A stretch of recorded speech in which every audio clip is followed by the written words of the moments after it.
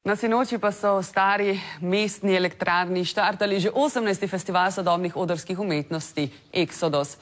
6 glasbenikov in pevcev iz popolnoma različnih glasbenih žanrov, med katerimi sta tudi slovenska operna pevka svetovnega slovesa Irena Preda in uveljavljeni reper Antoko, je v dobri uri in pol postreglo s pravim glasbeno-gledališkim spektaklom Gremo vsi v režiji Marka Bulca.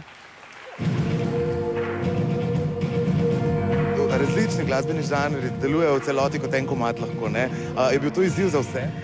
To je bil svojevrsten izziv, ja. Čeprav moram reči, da nismo imeli nekih velikih težav.